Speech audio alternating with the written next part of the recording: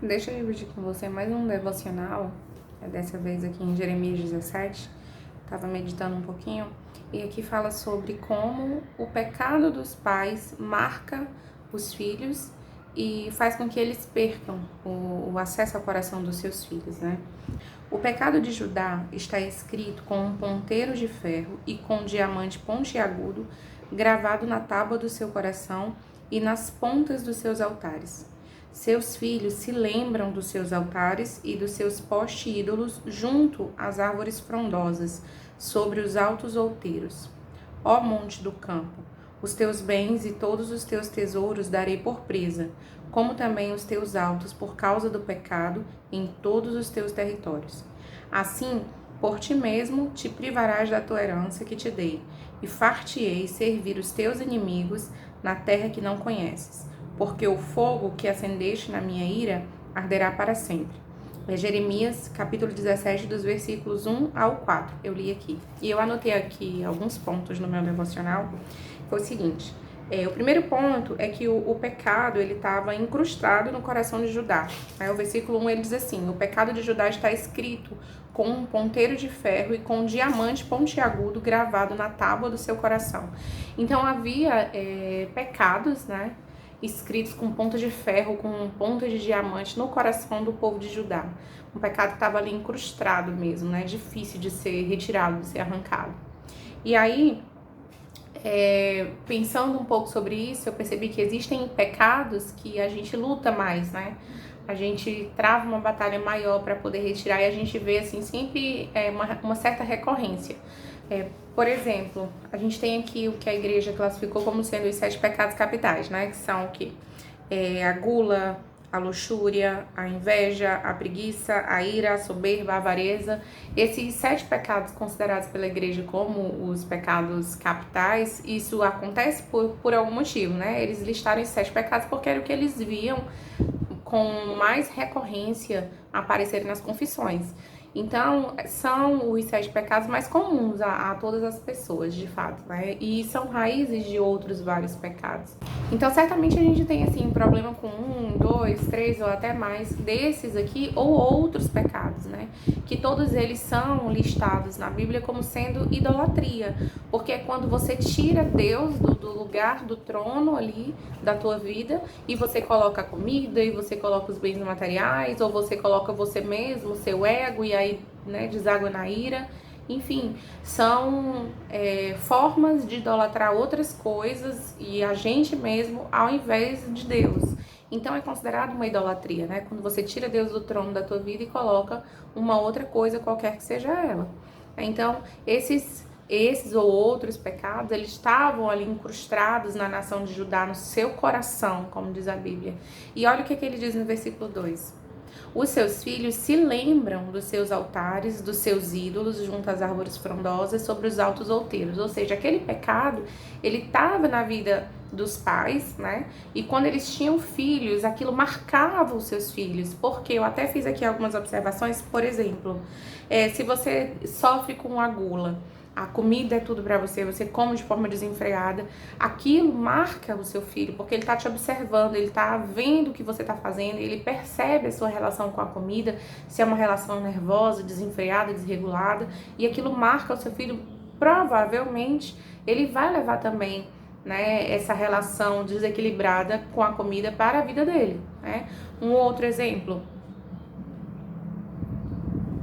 a luxúria, né? O prazer sensorial, material, egoísta, é quando você quer ter tudo a todo custo, né? E aí, por exemplo, alguns pais terceirizam a criação dos seus filhos sem necessidade. Aqui eu não estou descartando que existem, por exemplo, mães solteiras, é a coisa mais comum aqui no Brasil, né? E elas precisam trabalhar e elas precisam deixar seus filhos muitas vezes em período integral ou na creche ou com a avó para poder trabalhar. Não tô falando dessas mães, mas existem casos em que não tem essa necessidade e ainda assim os pais terceirizam, né, a criação dos seus filhos por luxúria, porque querem ter os bens materiais ou fazem outras coisas, né, que também tem como raiz a luxúria. Ou a inveja, por exemplo, né, você vê o filho da outra e você compara o seu filho, você impõe um peso sobre o seu filho, porque você quer que ele seja como o filho da outra. né? É a preguiça, quando a gente negligencia os filhos porque a gente quer dormir até mais tarde, e aí não faz o café da manhã, ou muitas vezes não faz o almoço, e eu não tô falando de um dia de cansaço, onde você vai comprar uma quentinha hoje mesmo antes de fazer isso, né? Mas uma coisa recorrente, aquilo vai marcar o filho, ele vai lembrar que ele foi negligenciado, né? Preguiça, eu falei, ira, né? Raiva, ódio, rancor desenfreado, onde deságua na gritaria, então isso vai marcar a vida dos filhos com toda certeza. A soberba, né, que é o orgulho, a vaidade, a arrogância, quando você fala mal sempre do outro, quando você murmura por ter que fazer o seu trabalho doméstico, ou quando a soberba, quando você erra e você não reconhece, não pede perdão, seja para o filho, seja para o cônjuge, aquilo está sendo visto, aquilo está sendo acompanhado pelo filho, vai marcar a sua vida com toda certeza. A avareza, né, que também é o apego aos bens materiais, por exemplo, priorizar a formação intelectual da criança ao invés da formação religiosa, de dar valores a ele, você ter como objetivo formar um médico, um engenheiro, um advogado, exigir uma faculdade e não ensinar os valores cristãos, se você compartilha da fé cristã, né? Não se preocupar com isso, não ter um tempo de leitura, de devocional, de ensino, porque você realmente está ali apegado aos bens materiais, à avareza. Então, eu citei aqui os 7 pecados capitais, né, que a igreja classificou como sendo os pecados capitais, mas isso não quer dizer que não existam outras formas de marcar os nossos filhos. Então, Jeremias, ele começa dizendo que esses pecados, eles estavam escritos no coração daquele povo, né, como por diamante, e que os seus filhos se lembram disso, os seus filhos lembram dessa relação dos pais com o pecado. E aí ele diz assim, no versículo 3, ao monte do campo, os teus bens e todos os teus tesouros darei por presa, como também os teus altos, por causa do pecado em todos os teus territórios, em todas as áreas da sua vida, né? Esse pecado, ele tá tão incrustado no coração desse povo que ele vai refletir em todas as áreas da vida dele, das vidas, né, de cada um deles. Então isso vai refletir na área familiar, isso vai refletir na relação com os amigos, isso vai refletir na área profissional também, mas sobretudo isso vai refletir nos seus filhos, né? Seus filhos vão se lembrar, vai deixar uma marca no coração desses filhos. Então, o pecado do pai marca os filhos, esse pecado enraizado leva a perdas em todas as áreas da vida, seja familiar, profissional, matrimonial, a sua relação com a igreja também, né?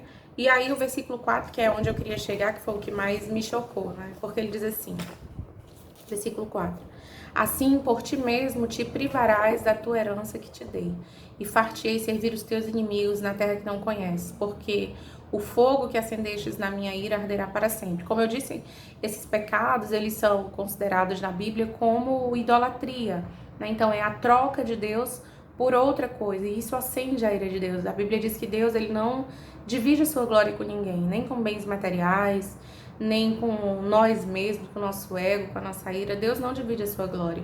Então, quando ele diz, por ti mesmo te privarás da tua herança, a gente pode pensar, como ele disse no versículo 3, né, que ele vai dar todos os seus bens e seus tesouros por presa, que ele se refere a essa herança a valores. Mas se a gente for lá no Salmo 127, versículo 3, a gente vai ver que, na verdade, ele está falando dos filhos, né? Salmo 127, versículo 3 diz assim, Salmo 127, 3, herança do Senhor são os filhos, o fruto do ventre, o seu galardão. Então, os filhos, eles são herança do Senhor. Então, quando ele diz lá em Jeremias 17, 3, que por ti mesmo, quer dizer, por tua culpa, pelo teu comportamento, pela tua relação com esse pecado, te privarás da tua herança, eu acredito mesmo que Deus está falando, porque como no versículo 2 ele diz, olha, os seus filhos vão se lembrar disso. Então é como se ele estivesse dizendo, por tua causa, por essa relação doentia com o pecado, você vai se privar dos seus filhos. Os seus filhos vão querer se afastar de você, porque eles lembram da sua relação com o pecado. Não necessariamente eles vão se afastar fisicamente, mas você vai perder o acesso ao coração dos seus filhos por esse pecado, né? Por não estar direcionado por Deus, por não priorizar a Deus. Então ele diz assim, por ti mesmo te privarás da tua herança, que te dei, né? Que Deus deu. E o que o Senhor dá como herança para nós? A herança do Senhor são os filhos, como diz Salmo 127, 3. Né? E far-te-ei servir os teus inimigos.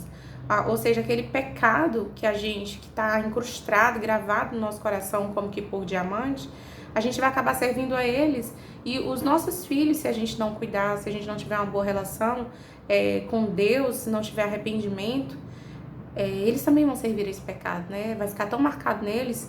E existe uma psicologia, até fala sobre isso, eu não sei os termos técnicos, mas ela explica que quando você vê um comportamento no seu pai e na sua mãe, você odeia aquilo e você jura, né, com raiva, com ódio, com rancor, que você não vai fazer a mesma coisa, você acaba repetindo o mesmo padrão. Então, é isso que a Bíblia está dizendo. A Bíblia já explicava o que a psicologia tenta explicar nos tempos modernos, né? Que nós não podemos deixar que esse pecado, que é tão enraizado já, que está escrito no nosso coração como que por diamante, que ele continue assim. E a Bíblia diz que para pecado, o que a gente precisa fazer? Se confessarmos os nossos pecados, ele é fiel e justo para nos perdoar os pecados, nos purificar de toda impureza, né? 1 João 1,9, o que ele vai dizer? Ele vai dizer assim, se confessarmos os nossos pecados, ele é fiel e justo para nos perdoar os pecados e nos purificar de toda injustiça. Então, sabendo que esses pecados que estão arraizados no nosso coração, eles vão marcar os nossos filhos e vai nos fazer perder os nossos filhos, nós precisamos confessar. Confessar para o Senhor, confessar para a nossa família e confessar até para os nossos filhos. Olha, filho, eu sei que até aqui a mamãe tem tido uma relação difícil com a Ira, a mamãe gritou, a mamãe te corrigiu quando não devia, mas eu quero te pedir perdão por isso. Eu quero dizer para você que eu já pedi perdão a Deus e eu vou tentar melhorar nessa área. Então, nós precisamos confessar os nossos pecados, como a Bíblia diz, para Deus, em primeiro lugar, e pedir perdão para que o Senhor nos cure, nos purifique de toda impureza, mas também, como diz, salvo engano, é Tiago, vai dizer, confessai os vossos pecados uns aos outros para que sejais curados. Então, para que essas marcas, se elas já existem nos nossos filhos, elas deixem de existir, os nossos filhos sejam curados dessas marcas que o nosso pecado, o nosso comportamento deixou neles, a gente precisa confessar também para eles, ou para o nosso cônjuge, né, se também for necessário, e pedir perdão, para que tudo isso seja apagado, né? E a Bíblia é muito clara, né? A gente às vezes passa por cima e não entende, mas que nós possamos reconhecer o nosso pecado, pedir perdão a Deus, aos nossos familiares e, enfim, sermos sarados dessas marcas e que a nossa posteridade, a nossa geração, a nossa descendência não carregue a marca do nosso pecado, do nosso egoísmo, da nossa ira, né, da nossa ganância, seja do que for.